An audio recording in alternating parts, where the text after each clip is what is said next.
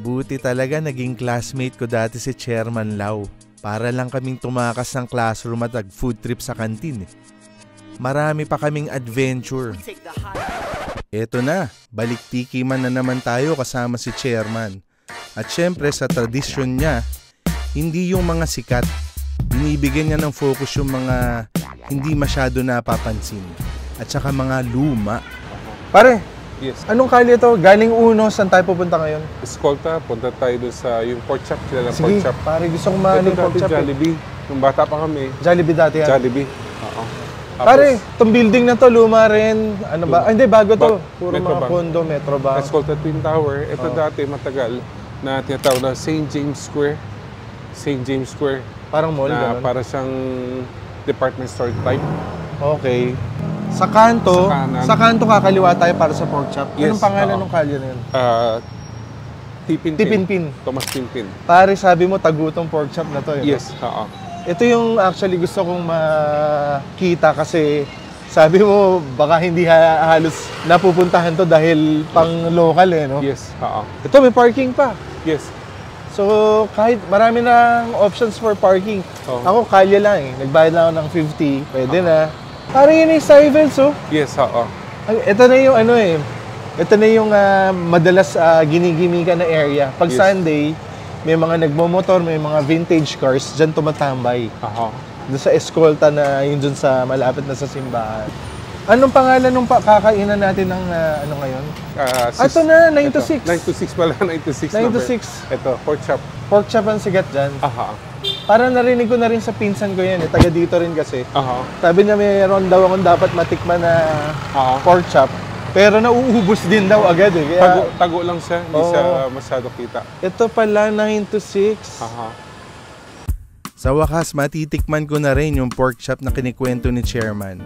Hindi na ako masyado nag-e-expect ng mataas kasi alam ko namang simple to.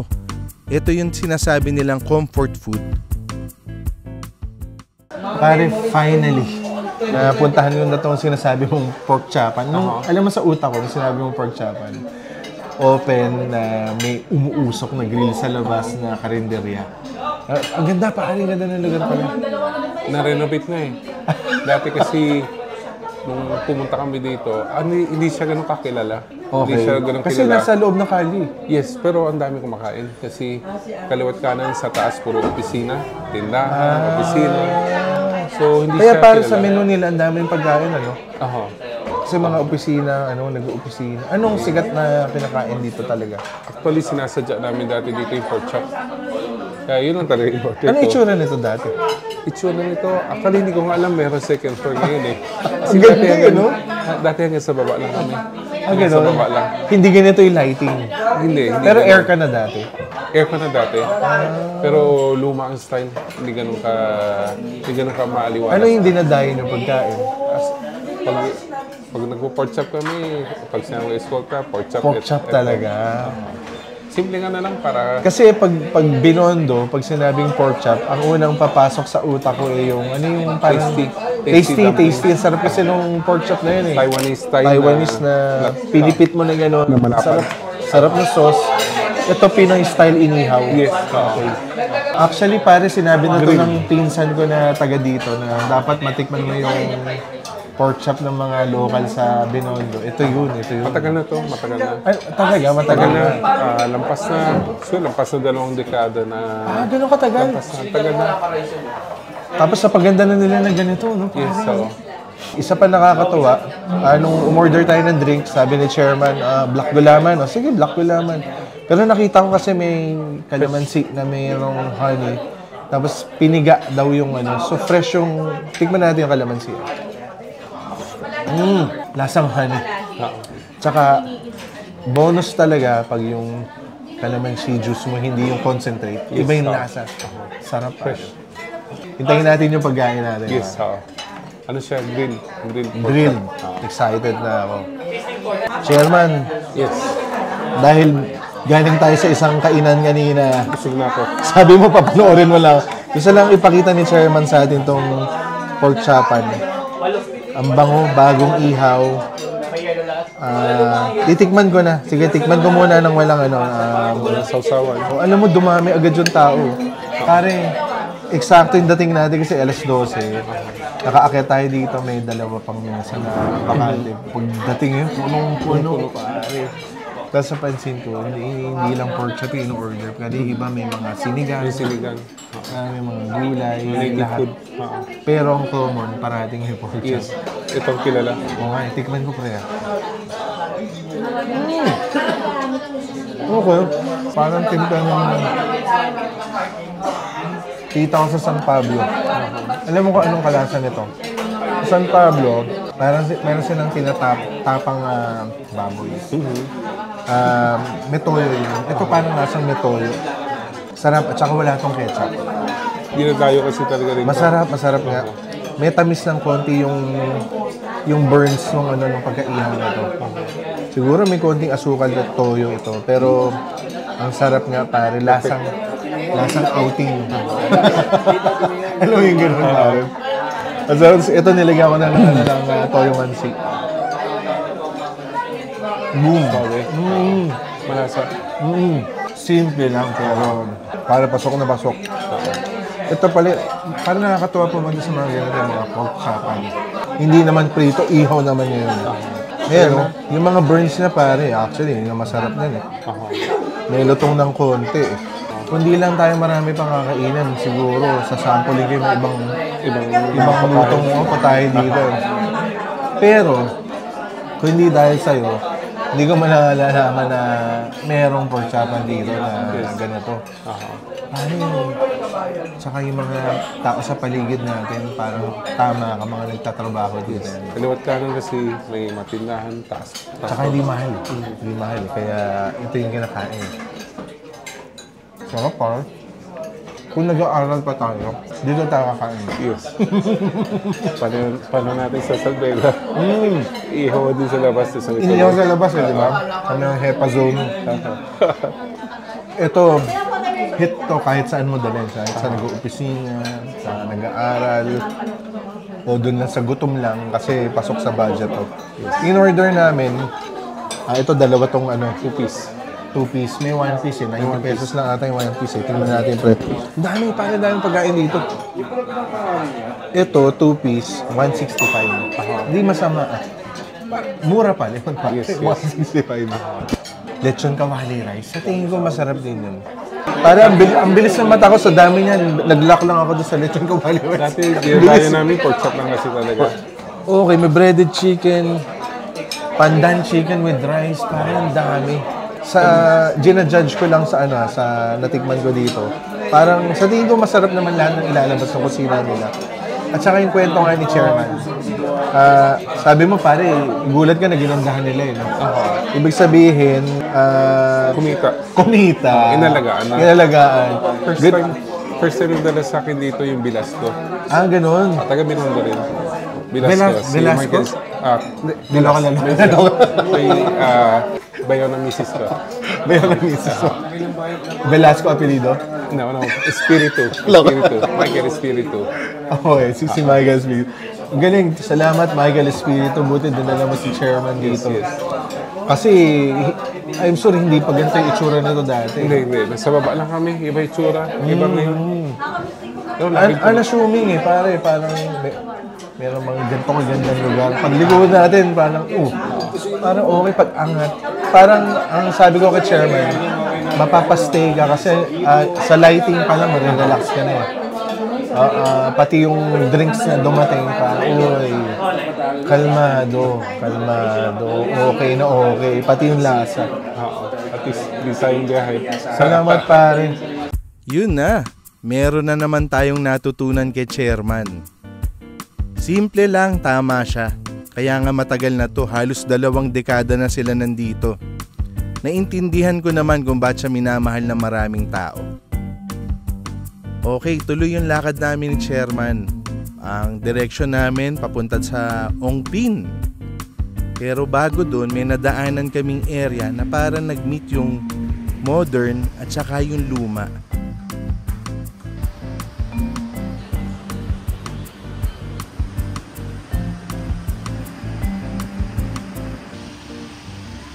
So pwedeng pang matanda, pwede rin pang bata.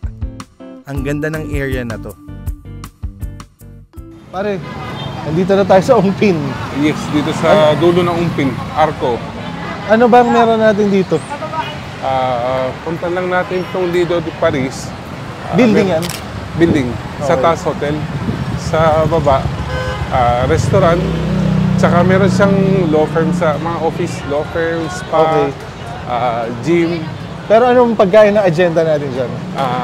Patry ko lang sa miswa. Miswa. Miswa gisado. Sige nga pare. Special sa nila. Wala akong kaalam-alam sa miswa. Baka ikaw ang expert. Sa lahat ng restaurant, miswa na the best. The best. Parang naniniwala ako sa'yo. Mukhang lahat natikman mo na eh. Yes, yes. Isa na namang classic example ng hindi ko to pupuntahan kung hindi ko kasama si Chairman. Madalas ko nadadaanan, nililingon, pero hindi ko diner pasukin. Silipin natin. Pare, ang laki pala nitong miswa na ito. Tingnan mo yung kamay ko. Oh, lampasan. Sa lahat nga nung nakainan ko miswa, as in parang pansit lang na tuyo. Ito, nandito parang may sabaw siya. At saka napansin ko, pare, ang daming hipon, ang daming squid. Madaming laman, maraming gulay. Hindi ko lang alam kung marami rin yung bayad dito. Hindi siya pricey. Hindi siya pricey. Okay. Hindi naman. Pero pare, sobrang pretty niya. Kahit na noodles, mamaya try mo. Kahit na noodles ang kinain mo, wala yung sahog. Malasa ka agad. Kasi sabaw niya, inabsorb na noodle. Naamoy ko. Imagine mo yung mga hipon, mga squid, inabsorb yung mga lasa. Okay. Kaya kahit na yung noodles pa lang kainin mo, tingnan mo malasa siya. Tikman na natin habang mainit pa. Yes. Tikman na natin tong pare, ang daming sahog nito. Ibang klase, pati yung mushrooms, peanuts, lahat. The works. Parang walang exaggeration na sinabi mo na baka ito yung pinakamasarap na matitikman kong miswa. No? Yes. Ikaw una, ako una. Sabay tayo, Ikaw, pre. kahit na wala ka nang lalagyan ng sauce, Wala malasa na? na. Hindi na kailangan. Sige, titingnan ko muna kung paano mo gagawin. Okay. Yahin natin si Chairman. Para Like a pro. hindi mahaba. Pare ako, kumuha pa ako ng hipon. Sarap. Oh, solid eh.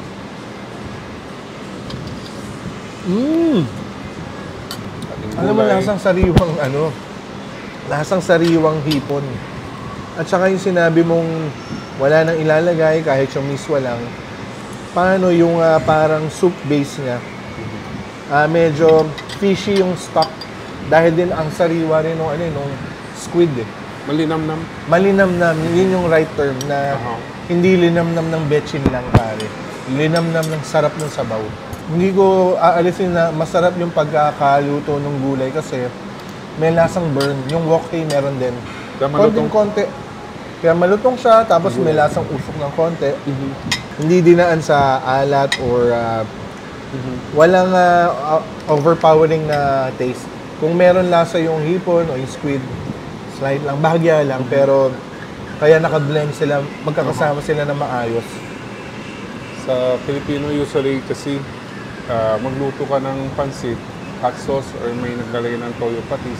Ito medyo, medyo masabi mo, nandyan na lahat. Wala. Na kasi. Pare, parang asin nga lang nilagay eh. Siguro Hindi kung ko alam ah.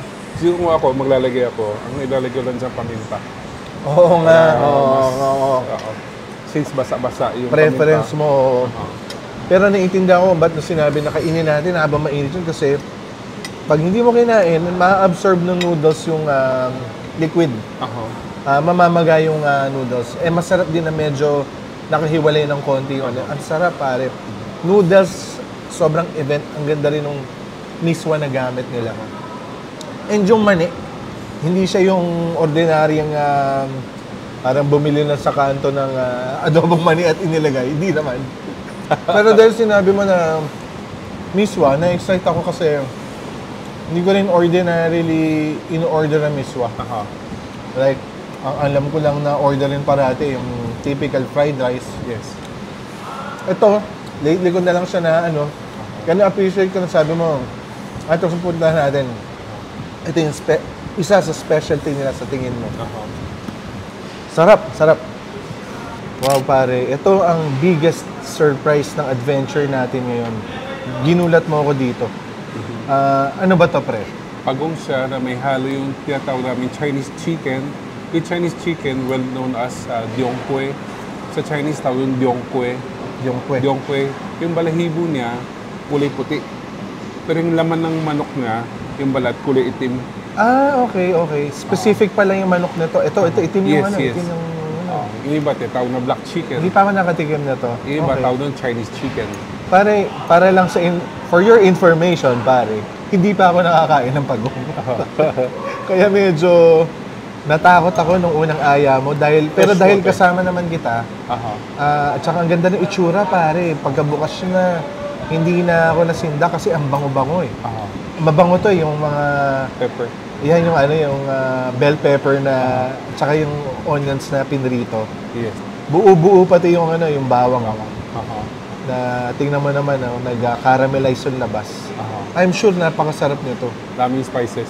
Daming spices. Ikaw mauna, pre. Hindi, ikaw na. Same lang. Dalas akong kumakain dito. Sige, ano yung mga kakuling ko? I-guide mo ako, pre. Una, yung balat niya masarap. Balat ng pagong. Okay. I-try mo. Magtitiwala ako sa'yo, pre. Yung mga gulay, ito. Chicken, yes. Chicken. Parang gelatinous yung balat, pre. Basta tatandaan ko, pare, pag medyo maitim, yun yung chicken. Yun yung chicken. Chinese chicken. Tapos parang everything. May isang klaseng luto siya. Ang halo naman niya, baboy. Alin yung turtle? Ito, Okay. Tapos sabi nila sa mga matanda, ito nakakatulong sa paggaling ng mga hika. Hika? Hika. Okay. Yung pagong. Sabi, no? Freshwater na pagong siya, hindi siya yung mga bawal na... freshwater. Talagang pwede siyang i-farm. Okay. Pampanga, dami ka mahuli. Okay. So, pare, unahin ko to. Ano bang first timer sa pagong? Ano bang unahin ko? Yeah. Turtle, ito. Yun yung balat niya. Ito yung uunahin ko, tingnan nyo. Balat na, sa tingin ko parang balat din ng ng tuna, ganyan. Yung medyo maitim at saka meron parang fat yung loob. Hinuhulaan ko lang, di pa ako nakatikim nito, pero para sinamahan ko ng konting bawang at sibuyas. Moment of truth. First time ko makakatikim ng pagong. Ang bango ng lasa, pare. Bango ng wok. Buti na lang talaga kahali-hali na yung bango ng pagkakagisa nito. Hindi ako nasindak doon. Masarapan ako actually. Dahil gelatinous na balat pa lang yung nakakain ko, titikman ko naman yung karne. Pero ang bango nga stir-fried na gulay, ang sarap ng lasa eh. Ito na ba? Turtle to, no? Paano? Yes. Kamayin ko na yung no? Pwede. Okay. Medyo may gamey, kumbaga may laban yung pag-bite mo dun sa karne niya. Malamala chicken din. Halo ng pork. Parang yung lasa, not entirely pork yung lasa, pero malamala. Ang unique niya. Ibang klaseng protein din. Sinabi ko sa sarili ko, yan ata hindi ko titikman. Pero sarapan ako Nagulat ako. Buti na lang din, walang semblance ng turtle. As in, mukha lang siyang ulam. Kaya ako nakain Parang chicken lang din. Parang chicken lang din, Buti na lang, hindi relyenong pagong. Baka yun, hindi ko kayang kainin. Siguro, advanced level, kakainin ko na yung kitang-kita yung pagka-turtle niya. Ito, titikman ko yung black chicken. Leeg. Black nga yung balat, no? Pare. Natural lang yan. Ito yung pero sabi mo, yung feather niya, puti. Baliktad. Mahal siya. Baka katumbas din ito yung malamalang native chicken. Masarap din sa isabaw. Oo nga. Gets. Pare, itong dalawa na to, first time ko natikman. Kaya sinasabi ko, hindi ko naman lahat natitikman. Buti kasama kita. Kasi dami pa. Dami pa. Ang dami pa pwede order mga dito. Dami ng ulam na iba. Oo, sabi kasi ni Chairman, mukha naman. Pumunta kami ngayon medyo after lunch na patay na oras. Pero normally, lalo na pag may events, bukas-bukas daw yung mga na yan. Buo yan. Hall na yan. Ngayon, ginawang pinto-pinto. Bawat pinto, meron 3 tables. Ngayon, parang lumalabas na dine-in is yung pinakamalapit sa Gitna. receiving area. Oo. Kasi hotel to eh. Aha. Set up ng mesa na ganito. Kaya nakakain kami. Pwedeng kumain dito kahit hindi kayo big group. Yes. Babalikan ko lang ulit tong ano. Napakasarap nitong miswa. Mamaya Kasi medyo premium siya. Marami talaga yung laman niya. Ayan, no? Tsaka napakaganda nung hipon talaga. Actually, na-enjoy ko to, pare. Kasi bago sa akin yung experience na to eh. Though, pag umorder ka pala na to, huwag ka na mag-expect ng sobrang dami nung meat, ano? Para siyang kambing na marami ng buto. Yes. Pero more of dun sa experience and lasang kakaiba. Overall yung hinahabol mo dito. Isma muna. Sarap, yeah. Turtle. Manok yung nakuha ko, ito turtle. Actually, yung turtle na to, pare, malapit sa ano, nung bata ako, namulutan kami ng ano, bayawak. Malaga nun eh, maraming buto rin yung bayawak. Aha. Pare, okay itong ano, Lido. Lido Paris. Lido, ano De pa Paris. bang kwento mo dito, pare? Pag may kasal, ganun ba? Pag may mga association kami, mga Chinese association, induction na sa, usually sa taas. Pag may ganap, ano? May ganap, Chinese New Year, May stage eh. Oo. Kamakailan lang yung isa sa kasosyo dito, si Andy ko, anak niya, nagdubo, dito rin ginamit. Parang eh, kasi kayang-kaya niya Malaki sa taas. Oo. Masarap pati yung pagkain. Anong year to, pare, sa pagkakaalala mo? Tagal na rin, more than 10 years na. Nadadaanan ko lang to sa labas. Siyempre, sa pinto eh. Pero hindi ko ma-dare pumasok. Kasi parang nasisindang ako. Parang, ano ba meron dyan? Parang malaki siyang lumang ano eh, para sa akin. Eh. Parang empire eh. Parang, ano ba, pwede ba ako dito? So pagpasok ko, pwede ka dito, kahit sino pala pwede dito. Actually, hindi mo alam na may restaurant dito. Oo, Kasi oo. ang dami nagbablog sa labas hanggang sa mga lumpia. Pero dumadaan naman dito. Pero never ko rin napansin na may pumapasok dito para kumuha. Kasi So magandang starters pare, halimbawa kung bago ka dito, isa na tong miswa. Ano pa marirecommend mo na maganda subukan dito? Meron siyang tofu. Meron siyang tofu na tofu lang siya, as in tofu. Oo. Na parang inadobo. Masarap din. Sarap dito. Ang dami ng putahe. Medyo mga mas naiba. Yung luto na naiba. Okay. Kasi hindi usual kasi kung sinabi mo kanari, lapu-lapu, steam lapu-lapu lang siya. Yung mga Chinese restaurant, siya medyo naiba. So pare, bukod sa mga weddings at ano-ano pa, pwede nga kumain ng casual, umorder ng, hanapin mo yung pang, hindi ganun karami. Pero mas maganda kung marami kayo. Yes, so. Kasi ready sila eh. May mga mesa sila na ubod ng laki. Tapos may revolving na sabi mo, Yes. di makina pa yung Second floor. Lazy Susan. Aha. Bukod sa ano naman yung pinaka-indulgent o pinaka-malupit na pwede mo orderin dito na maisip mo. Ang dami. Lahat puro pwede. Lahat puro. Actually, makita mo mga Chinese, puro nag-enjoy sa dami in-order ulam, puro wine. Wine ang katapat. Ginawa na ng pulutan. Tapos kumakain kasi lahat puro pasok, puro swabe naman. Okay. Naniniwala ako sa'yo, pare. Ito, kaya sinadya ko in-order kasi yung pagong, ibang restaurant wala ka masyado makita. Oo. May nagsiserve niyan. At sa in-order ko yung miswa, naiba kasi miswa na compare sa ibang luto ng miswa sa labas. So makita mo, ano siya, very juicy pa siya. Oo nga eh. Masabaw, malinamnam, malasa. Tinanong kita, sabi ko, baka naman sobrang mahal yan. Sabi mo mga roughly around 600 yung order niya. So ganun, iba-iba rin eh. Iba, kung ano yung mapili mo orderin, so kung ano yung pasok sa budget mo, meron din sila eh. No? Sa pato sa mga hindi ko malalaman kung hindi ko kasama si Chairman Lau. Iba talaga pare. Iba yung tours mo. Kakaiba. Yes. Taga rito kasi kami. Oo, taga rito ka kasi. Kaya lahat ng tago, alam namin. Oo. Marami pa. Nagkikwentuhan kami ni Chairman Lau. Sabi niya, hindi, isa-isahin natin yan. Hindi natin mamadaliin. So, ang dami pa namin sigurong kwento ni Chairman. Abang-abang lang kayo, di ba? Yes. Yes.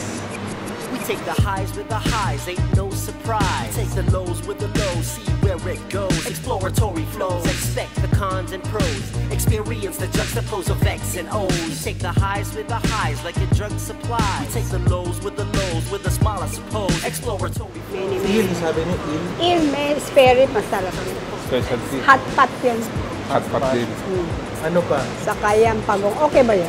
Oo, first time ko masarap. Sabaw. Kaiso mo. Sabaw? Sabaw. Sabaw, shark fin, lomo soup, Lomo.